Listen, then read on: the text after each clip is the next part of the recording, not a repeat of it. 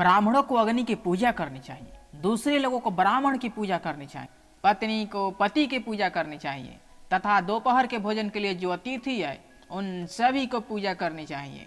सोने की परत उसे काट कर गर्म करके और पीट कर की जाती है। ठीक उसी तरह किसी व्यक्ति का परीक्षण वह कितना त्याग करता है, उसका आचरण कैसा है, उसमें गुण कौन से हैं और उसका व्यवहार कैसा है, इससे होता है। यदि आप पर मुसीबत नहीं आती तो उससे सावधान रहे, लेकिन यदि आप पर मुसीबत आ जाती है तो किसी भी तरह उससे छुटकारा पाए। अनेक व्यक्ति जो एक ही गर्भ से पैदा हुए हैं या एक ही नक्षत्र में पैदा हुए हैं, वे एक से नहीं रहते। उसी प्रकार जैसे बेर के झाड़ के सभी बेर एक से नहीं रहते। वह व्यक्ति जिसके हाथ स्वच्छ है, कार्यालय में काम नहीं करना चाहता, जिसने अपनी कामना को खत्म कर दिया, वो शारीरिक श्रृंगार नहीं करता। जो आधा पढ़ा हुआ है वह मीठे बोल बोल नहीं सकता। जो सीधी बात करता है वो आपको धोखा दे नहीं सकता।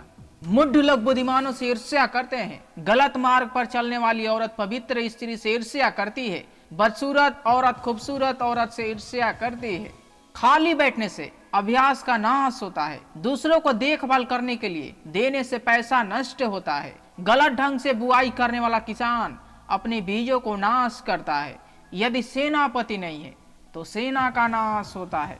जो वैदिक ज्ञान की निंदा करते हैं, शास्त्र समस्त जीवन शैली की मजाक उड़ाते हैं, शांतिपूर्ण स्वभाव के लोगों की मजाक उड़ाते हैं, बिना किसी आवश्यकता के दुख को प्राप्त होते हैं। दान गरीबी को खत्म करता है, अच्छा आचरण दुख को मिटाता है, विवेक का ज्ञान को नष्ट करता है, जानकारी भय को समाप्त करती है।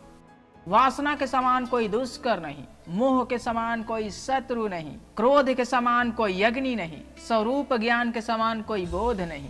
व्यक्ति अकेले ही पैदा होता है, अकेले ही मरता है, अपने कर्मों के शुभ अशुभ परिणाम अकेले ही भोगता है, अकेले ही नरक जाता है या सदगति प्राप्त करता है। जिसने अपने स्वरूप को जान लिया उसके लिए स्वर्ग तो तिनके के समान है। एक पराक्रमी योद्धा अपने जीवन को तुच्छ मानता है। जिसने अपनी कामना को जीत लिया उसके लिए स्त्री भोग का विषय नहीं, उसके लिए संपूर्ण ब्रह्मांड तुच्छ है, जिसके मन में कोई आसक्ति नहीं। जब आप सफर पर जाते हैं तो विद्यार्जन ही आपका मित्र है, घर में पत्नी मित्र है, बीमार होने पर दवा मित्र है, अर्जित पुण्य मृत्यु के बाद एकमात्र मित्र है। समुद्र में होने वाली वर्षा व्यर्थ है, जिसका पेट भरा हुआ है उसके लिए अन्न व्यर्थ है। पैसे वाले आदमी के लिए भेंट वस्तु का कोई अर्थ नहीं। दिन के समय जलता दिया व्यर्थ है। वर्षा के समान कोई जल नहीं, खुद की शक्ति के समान कोई शक्ति नहीं, नेत्र ज्योति के समान प्रकाश नहीं, अन्न से बढ़कर कोई संपत्ति नहीं। निर्धन को धन की कामना, पशु को वाणी की कामना, लोगों को स्वर्ग की कामना,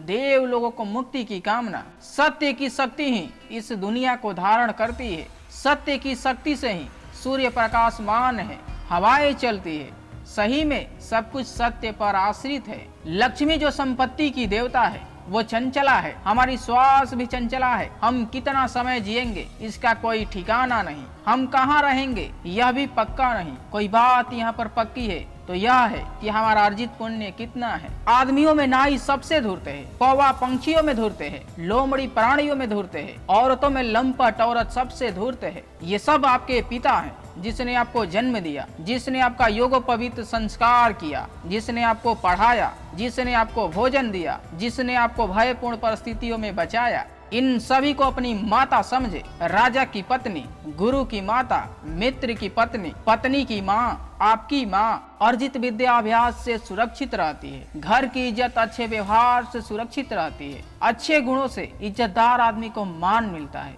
किसी भी व्यक्ति का गुस्सा उसकी आंखों में दिखता है। धर्म की रक्षा पैसे से होती है, ज्ञान की रक्षा जमकर आजमाने से होती है, राजा से रक्षा उसकी बात मानने से होती है, घर की रक्षा एक दक्ष गृहिणी से होती है।